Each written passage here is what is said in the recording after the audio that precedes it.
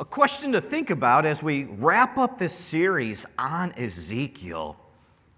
What is the coolest city you have ever been to? Give that a moment of thought. Share a couple that come to my mind from our own life experience so far. Of course, I felt compelled to put Chicago on there, likely from the Algonquin word Chicago, which you will read means onion. If you look deeper, that word can also mean striped skunk.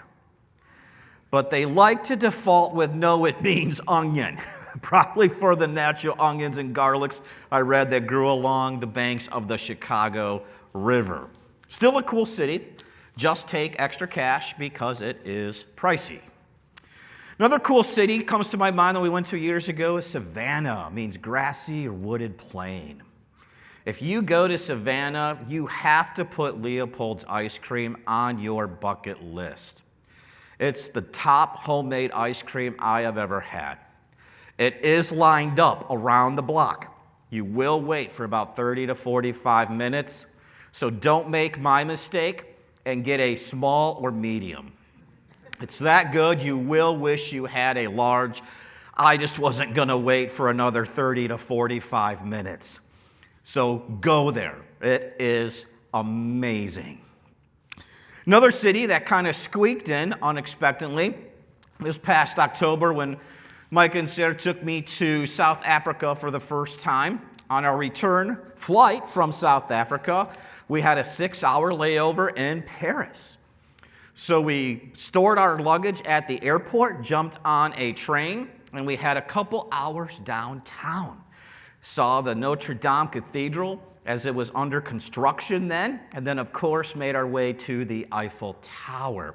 And it was just so surreal that we were in Paris, even for just a few hours.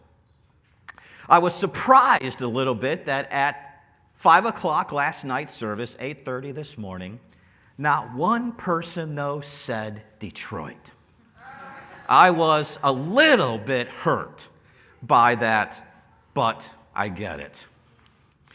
Whatever city came to your mind for just being special, the one in the end of Ezekiel today blows them all away.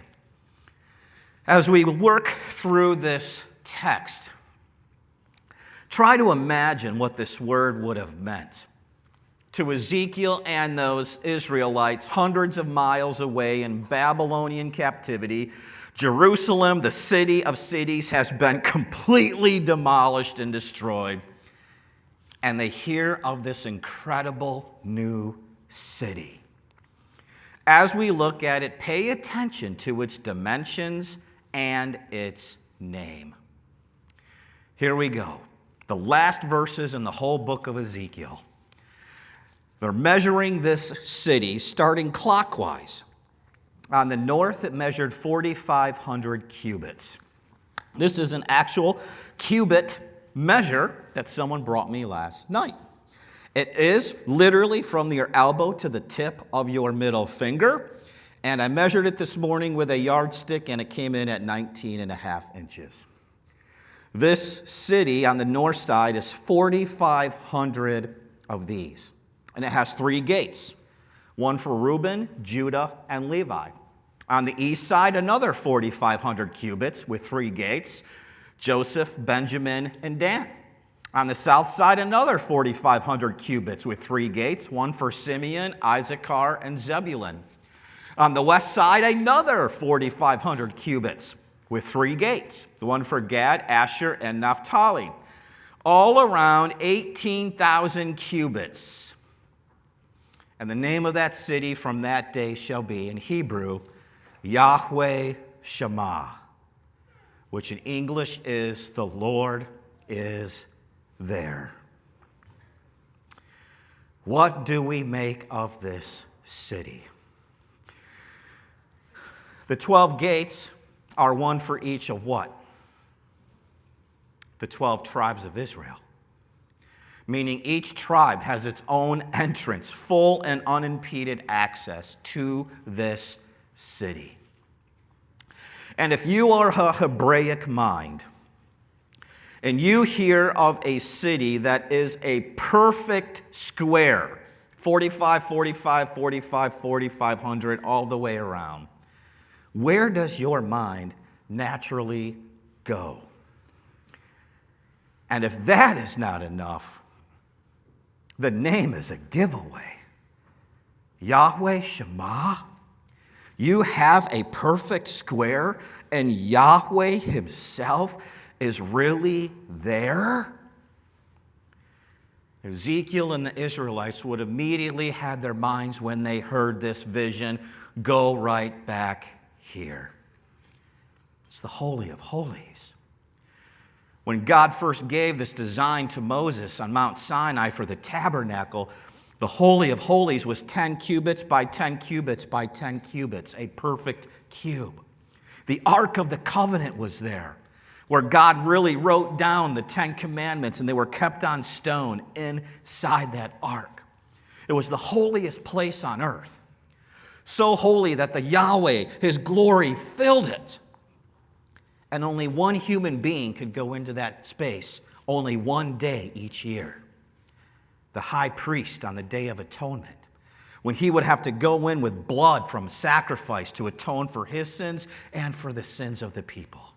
But Yahweh was really there. And then later, when they settle Canaan and they take Jerusalem, and Solomon builds a temple in Jerusalem, a permanent house for the Lord. The biggest room in that temple is, again, the Holy of Holies in the middle there. Again, 20 cubits by 20 cubits by 20 cubits, a perfect cube. And when they dedicate it, the glory of Yahweh fills that space, just as he had in the tabernacle, so that the priest can't even go in. That's the holiest space on earth, where heaven and earth literally come together to dwell. And it's so holy that, again, only one person can go in that holy space one day each year, the high priest on Yom Kippur. And he has to take a blood sacrifice and atone for his sins and the sins of the people. So when Ezekiel and the Israelites in Babylon hear of this incredible new city, and it's a perfect square, and Yahweh himself is going to be there, they're thinking, this is an unbelievable, mega Holy of Holies. And so how do we interpret this? Do we take it literal? That one day there is going to be a literal 18,000 cubit Holy of Holies? Do we take it symbolic, that it stands for something, or maybe a little bit of both? Remember, when we are interpreting biblical prophecy, we always run the prophecy through Jesus Christ. In the New Testament, does it ever talk about Jesus and say the church as a large stone structure? Let's go to 1 Peter. Peter writes, as you are coming to Jesus Christ, a living stone rejected by men, you yourselves, like living stones, are being built up on Jesus as a spiritual house. For it stands in Scripture, God says, behold, I am laying in Zion a cornerstone, the cross of Jesus Christ. And whoever believes in him will never be put to shame. This spiritual house that's being built on Jesus Christ, this temple, it's you. It's the church. But remember, when we're interpreting biblical prophecy, we don't just run it through Jesus Christ. The fulfillment, the climax of that biblical prophecy comes at the very last day when Jesus comes back in his glory and creates a new heaven and a new earth.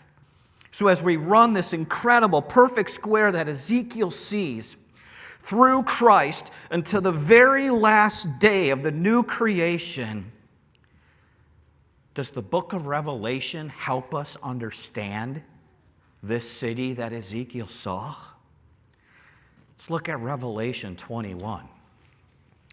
One of the angels said to John the apostle, "Come here and I will show you the bride, the wife of the Lamb." And he showed me the holy city, Jerusalem, coming down out of heaven from God, having the glory of God. And it had a great high wall with 12 gates, 3 on each side. And the names were written on them, which are the 12 tribes of Israel. Is this the same city that Ezekiel saw? Yeah, John sees it now too. But how does he clarify our understanding of what this city is? His angelic guide says, "I will show you the bride, the wife of the Lamb." That's the holy city coming down out of heaven from God. Meaning this city that Ezekiel sees, this city that John also sees in Revelation, it's you. You are this most beautiful holy city. And Revelation 21 describes it with all sorts of jewels and precious stones and chrysolite, just this radiant thing of glory and beauty. It's you, because you are ready to be married to Jesus Christ for eternity. And look at what he adds to this city. The city, you, is laid out as a square. Its length as great as its width. In fact, its length and width and height are all equal. What do we have? If the height and width and length are equal, a perfect cube, meaning a Holy of Holies. Because the Holy of Holies is God's dwelling place. That's where he dwells, the most sacred place on creation. I saw no temple, because God and the Lamb are the temple, and nothing unclean is ever going to enter that Holy of Holies. Not sin, not death, not cancer, not heart disease, not addiction, not temptation, not the devil himself. Only those whose names are written in the Lamb's book of life. This picture that Ezekiel sees at the end of his book, it's you. He gets a glimpse of the church of Jesus Christ, completely redeemed, resurrected, and restored in the new creation when Jesus comes back. And you are this Holy of Holies, the place where Yahweh himself will dwell. And that makes all the difference, doesn't it? Do you remember when Joseph was sold by his brothers into slavery and taken down to Egypt and then accused falsely of attempted sexual assault? We're told Yahweh was there, and that made all the difference. Or when Moses died on Mount Nebo and Joshua was to succeed him as the leader of 2 million Israelites and lead them across Jordan River and conquer Canaan, God said, as I was with Moses, I will be with you. YHWH Shammah. That's the difference maker. When the disciples were in a boat being ravaged by a storm, sending out an SOS for their very lives, Jesus was there, Yahweh, and he quieted it with just 2 words, because that's the difference maker, YHWH Shammah. Today, whatever you are carrying in your house, whatever load or burden you are carrying at work, whatever you might be carrying in your health, YHWH Shammah. He's already in you through your faith in Jesus Christ. When you come to his table this morning, YHWH Shammah, the Lord is really here. Every time you open his word, YHWH Shammah, the Lord is really there.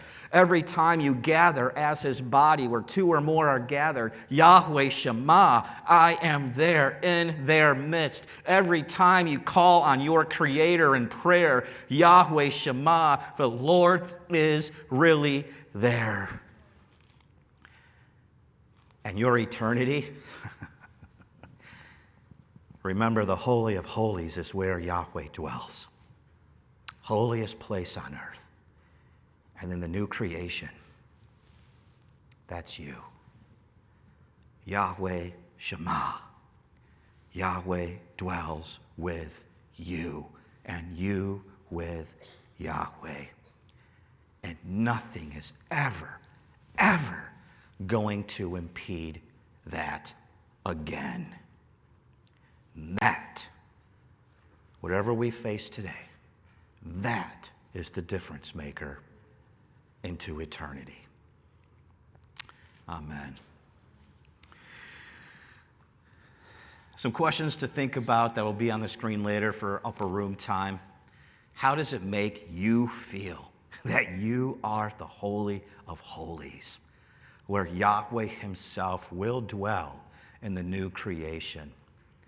But already now through faith in Jesus, where have you already began to experience YHWH Shammah? The Lord is there.